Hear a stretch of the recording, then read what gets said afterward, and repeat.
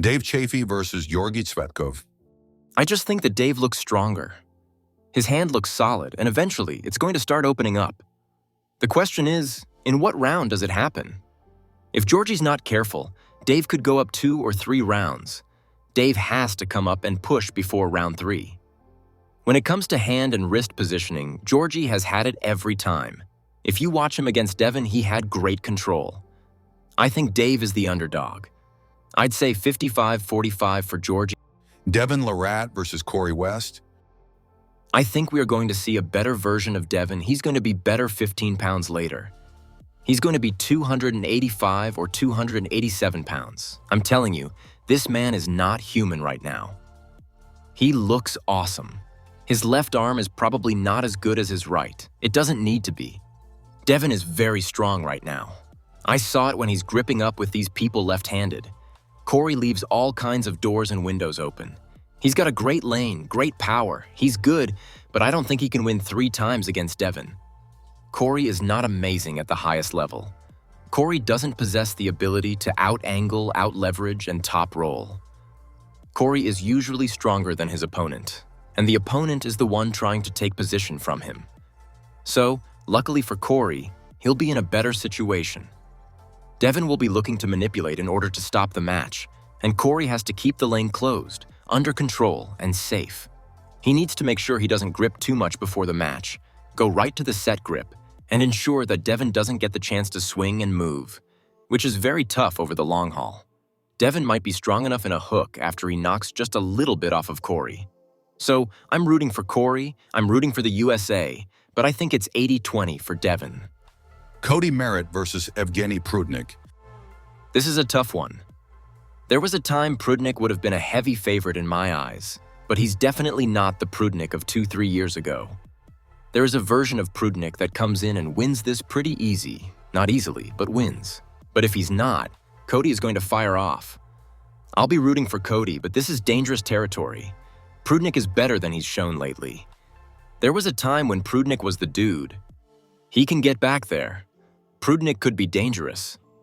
I'm rooting for Cody, but 60-40. Prudnik. John Brzenk versus Yoshi Kanai. I called John and said, "Man, my shoulder hurts for you." I don't see a place where Yoshi doesn't win one, and once he wins one, I think he'll win the next 2. John needs to go ahead and take him down, get really close, have a little pause, and then pin him parallel. But I think he can't do it 3 times in a row. If he's up 2-0, he's going to be nicer to Yoshi, and I don't think there's going to be 1 inch that he can give. Yoshi showed me that he's got power. John is going to find that it's really hard to pin in match 1, and then that'll be it. From then on, it'll be the Yoshi show, 3-1 Yoshi. I am praying that I am wrong. Matt Mask versus Ongarbaev. To me, this is the best one, the most entertaining one. There's a chance Ongarbaev kills him, but there's also a chance that Mask has legitimately turned the corner. Except for that little small problem with Brad and Orlando, Mask is climbing. I am rooting for Matt Mask, but this is a monumental task beating Ongarbaev. It wasn't too long ago he was pound for pound in the top. Sharkevich versus Khachatryan. This is going to be tough for Sharkevich, but every once in a while you're going to get the call whether you're ready or not. Stay ready. Sharkevich has a tremendous opportunity. He's really strong. When he's arm wrestling here, he doesn't even look that threatened.